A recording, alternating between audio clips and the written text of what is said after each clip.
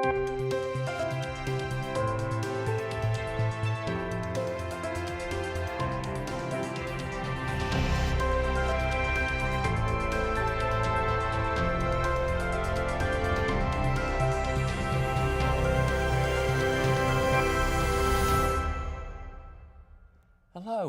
my name's James Kay, and together with my pal, Mike Sowden, we're bringing you our showcase of theatre and arts across the Mersey Bay area. In the first half of the show, we're looking at Network Theatre's Merchant of Venice. But first, Mike starts off with a trip to the Williamson.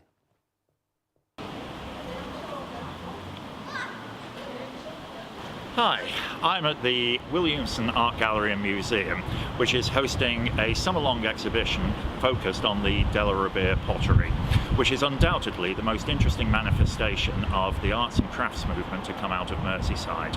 The gallery holds the largest collection of this unique enterprise, which was in production between 1894 and 1906, and was the brainchild of Harold Rathbone, a junior member of the distinguished Liverpool family. I'm talking to Alison Bailey-Smith, press officer for the Williamson Art Gallery and Museum. Alison, a busy night for you. Oh, it's been fabulous. A nice turnout from the friends and from other people as well. We've had people from Rathbones who helped sponsor the event and from John Moores University. An awful lot of work has gone into this on your part, I dare say. I think more from Colin, Julie and Julie, really, to pull the exhibition together and to write the book. But we've been promoting it for a long time, and hopefully people will get to see it before it finishes. Where can people get the book? The book's available in the gallery, or you can just search from Renaissance to Regent Street, and you can buy it online. But we'd prefer you bought it in the gallery. Of course. How long does the exhibition run for? It runs right until the 4th of September, and we're open Wednesday to Sunday, 10 till 5 o'clock.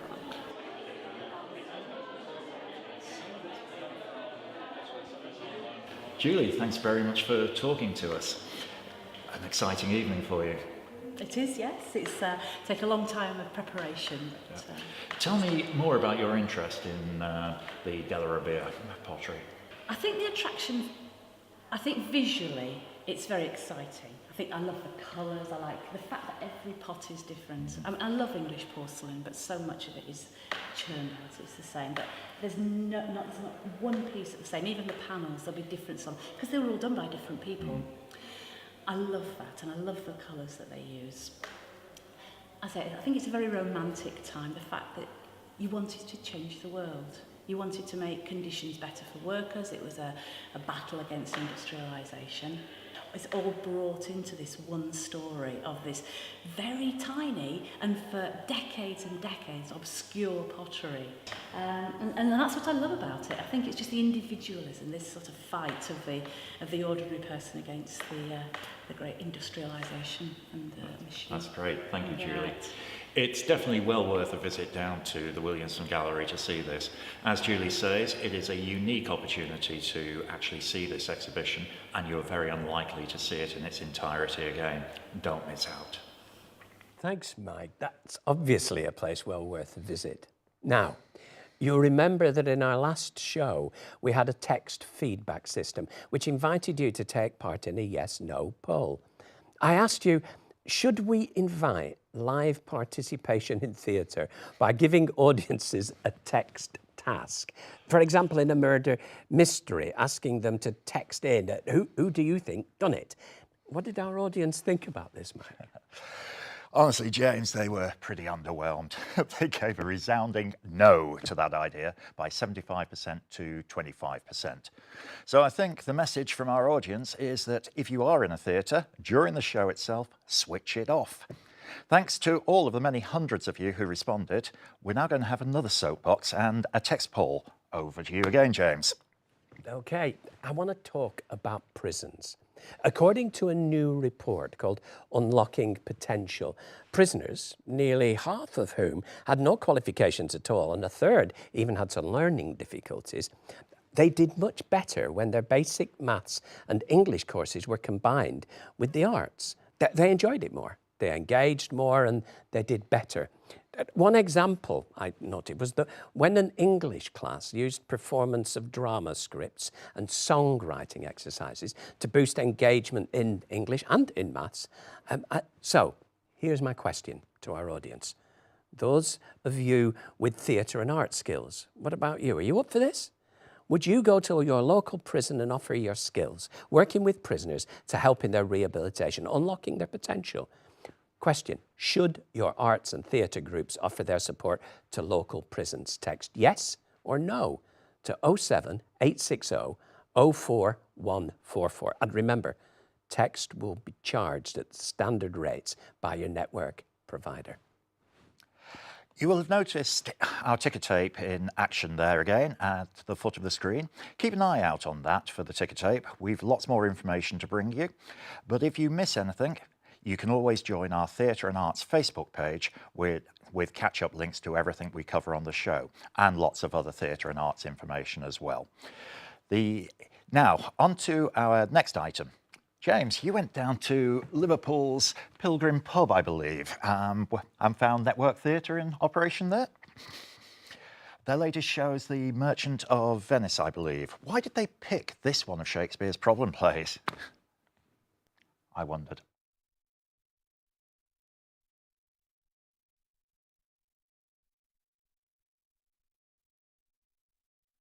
I'm directing The Merchant of Venice this summer for Liverpool Network Theatre Group. So, why pick The Merchant of Venice? It's sometimes a problem play? It is, it can be.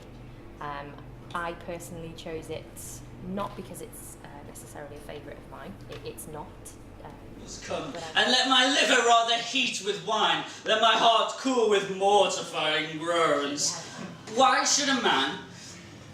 But I chose it because I believe it's arguably a lesser known Shakespeare, certainly for the general public, and I quite like the idea of doing something slightly different for them.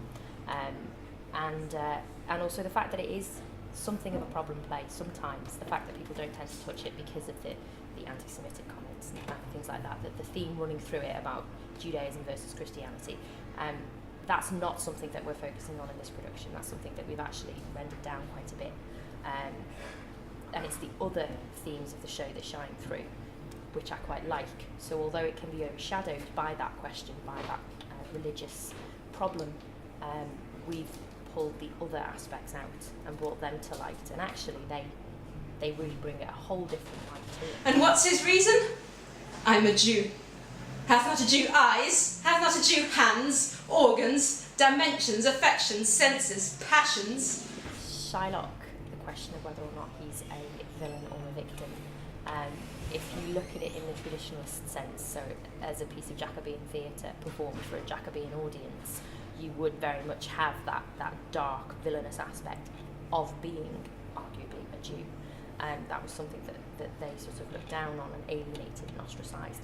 Obviously nowadays it certainly isn't something that we really consider a problem, that's just not the case. So we've taken it out of that light and we've put it into a different light, and in that different light, Shylock arguably becomes something more of a victim. When's the show on? Friday the 15th of July is the first show, and it's at 7:30 at Park Nature Garden. Look, are doing some pretty radical things in there with cross-gender casting.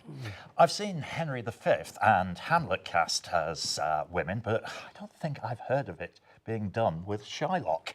What do you think, James? Well, I suppose the proof of the pudding's going to be in the eating. I mean, it's definitely a show that I'd like to see, and they're a pretty radical group, Network. They've done quite a lot of quite challenging things in the past. So, now, in our next piece, you'll see that I went to look at some dirty glitter. Hi, I'm at Edge Hill Arts Centre where I'm meeting Mike Dickinson, the writer and director of Dirty Glitter. Mike has formed a production company called Naughty Corner Productions, and I'm here today to talk to him about the play that he's written and is taking to the Edinburgh Fringe Festival. A girl's got missing. No, not even missing. She's been killed. I've got to ask you this question. I mean, what goes on inside that head of yours? Because we have got gangsters, the dark underworld, we've got comedy, we've got drug dealing, we've got clubs, we've got 1970s disco. You know, where does this come from? just goes nice together, doesn't it? Nice. I don't know. It's just the things that I'd watch and that interest me. Like I love stuff like Scorsese and Tarantino stuff, and then I also love like Monty Python and stuff like that. Oh, okay. So it's like if you put them together, like that's Not the Horse. That's our second play. That's going to the Fringe as well this year. Like that's very much Guy Ritchie meets Monty Python. So You're taking it to the Edinburgh Fringe, but you've got a preview happening in Liverpool very shortly. Yeah, we did a preview at the Unity in April, and our second, like the last preview, will be at the Lantern on the 24th of July. Which I believe is one of the final performances. Yeah, it's the last show of the Shiny New Festival at the Blundell Street venue. Yeah. But yeah, hopefully they'll go on to better things, and I know they will. I believe you have some exciting news about Edge Hill. You've just been... Yeah, we've just become a resident company with them, so it means that we'll be like working from the uni, like doing our shows here, but also we've got endless access to actors and things. Well, that's great news. news. Great. Yeah. Yeah, so we'll be like helping delivering workshops and things. So are you pleased with the finished product? Well, we'll see. It isn't there yet, but no, I'm made up. It's a great cast as well, so a pleasure to work with. Yeah. So just remind me the date one more time that you're on. 24th of July, and it's at 8:15. We're on with another show. A show's on before us, and you can get tickets from the Lantern's website. I think there's about half left. Okay. So probably on. So if you have a look at the Lantern website, you can get tickets for the Shiny New Festival, and in particular this production of Dirty Glitter. It's one to see, and it will also coincide with the closing down of the Lantern Theatre. This is one of the last productions to be staged there.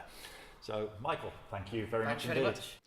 As you heard in the VT, they will be amongst the last groups to ever perform at the Lantern Theatre as part of the Shiny New Festival, whilst they're en route to the Edinburgh Festival later this year. We're going to take a break now, but when we come back, we're going to be talking about Shakespeare's Midsummer Madness. We'll be looking at Desperate Housewives 3, and the Mersey Boys will be joining us in the studio. See you shortly.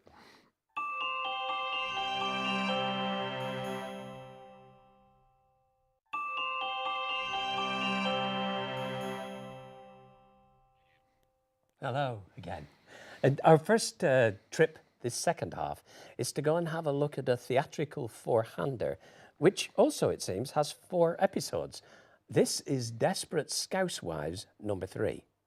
We're now at Fogarty's Bar and Function Room, where I'm excited to be meeting the Desperate Housewives. So come on in, let's meet them.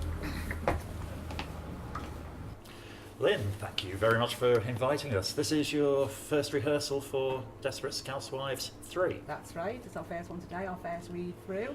And it's going very well actually, very pleased, lots of girls brought to the table. Good. You've done 1 and 2 previously. Tell me a little bit about that and how you've built to the new story. How it works really is the play is set in a terrace street, like a back street of Liverpool, and we have 4 doors.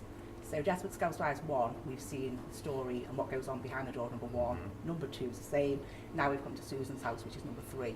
So the shows actually stand alone. They're not sort of, they haven't got to have seen 1 and 2 to go and see 3. How are the tickets going? Really well, we're selling really well.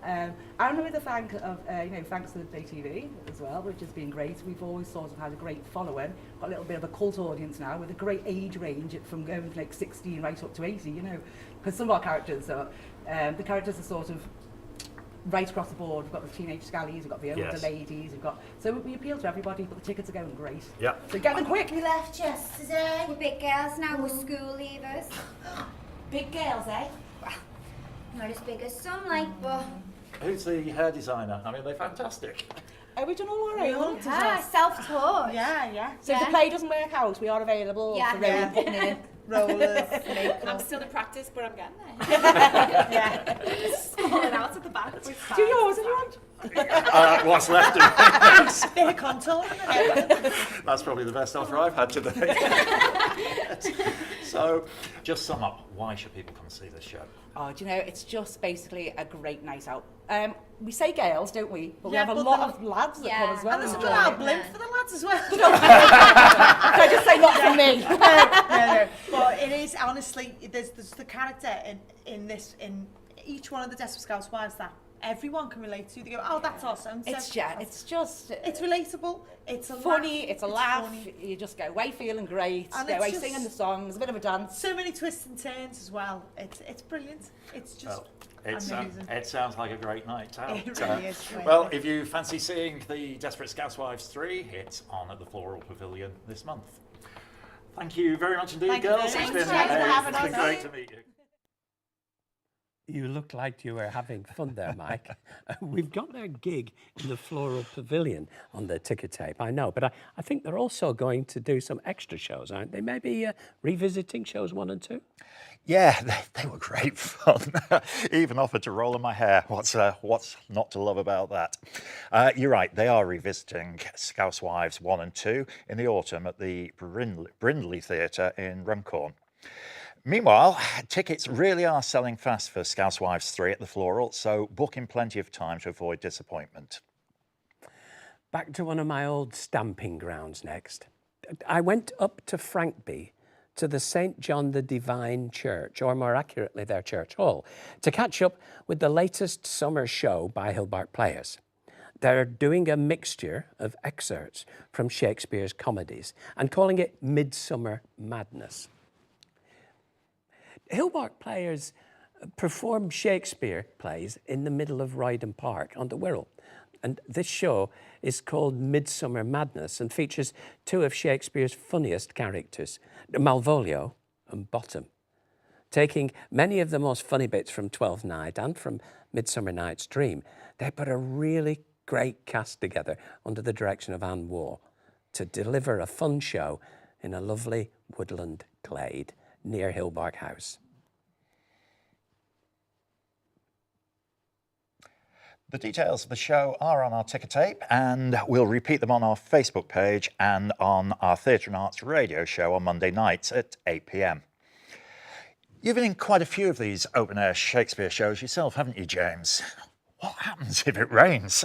Well, it's England, so of course it rains. It rains it rains some of the time. And if it rains, well, you know, people wrap up. They get in plastic bags and hot drinks and travel rugs, and they just keep on coming back. So I guess the feedback from the shows is always very, very positive.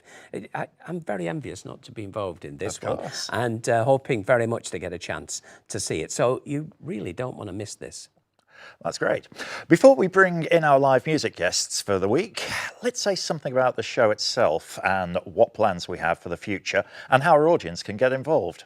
You've seen the text polls, the ticker tape, the messages, and heard about our Facebook Theatre and Arts page.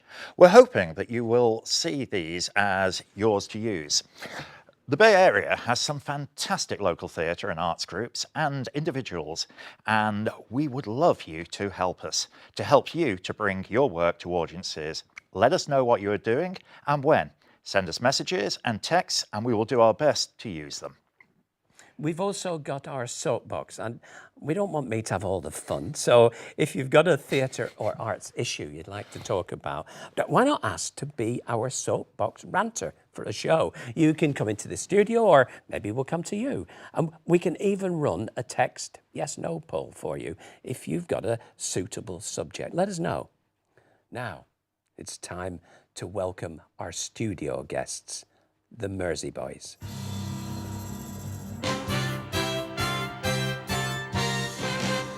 Who loves you, pretty baby? Who's gonna help you through the night? Oh, what a night, like December back in '63. What a very special time for me, as I remember what a night. Oh, I got a funny feeling when she walked in the room. Yeah, as I recall, it ended much too soon. Oh, what a night, hypnotizing, mesmerizing me. She was everything I dreamed she'd be. Sweet surrender, what a night. Oh, what a night.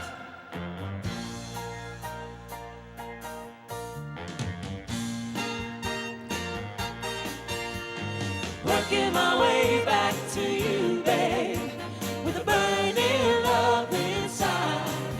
Yeah, I'm working my way back to you, babe, and the happiness that died, I let it get away.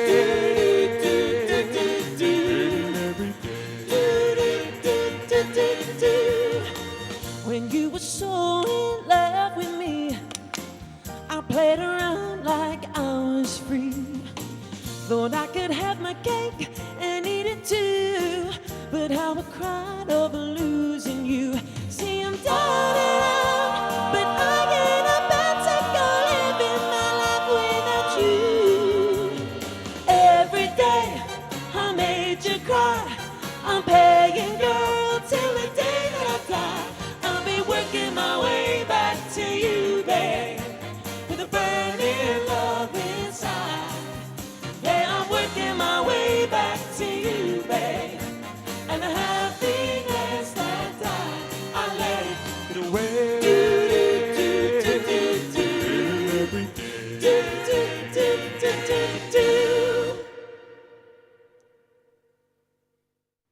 Ah, that was fantastic, guys. Well done. I understand you're touring the Mersey Bay area now with all of these songs. Yeah, if you log on to www.merseyboysuk.com, you'll find a list of all of our upcoming gigs. And very quickly, where is your next gig? We will be performing on Saturday the 9th of July at the Manor Arms in Old Swan. 9th of July, Manor Arms. That's all the time we've got for this week. The Mersey Boys are going to play us out, but until next time, this is Mike and James saying good night. Good night. Step inside, love. Let me find you a place where the curse of the day will be carried away by the smile on your face. We are together now and forever. Come my way. Step inside, love, and stay. Step inside, love. Step inside, love. Step inside, love. I want you to stay.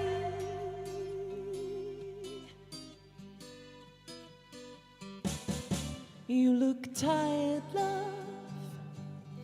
Let me turn down the lights. Coming out of the cold, rest your head on my shoulder and love me tonight. I'll always be here if you should need me, night and day. Step inside, love, and stay. Step inside, love. Step inside, love. Step inside, love. I want you to stay.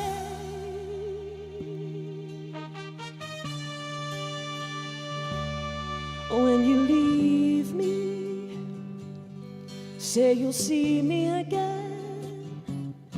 For I know in my heart we will not be apart, and I'll miss you till then. We are together now and forever. Come my way. Step inside, love, and stay. Step inside, love. Step inside, love. Step inside, love. I want you to stay.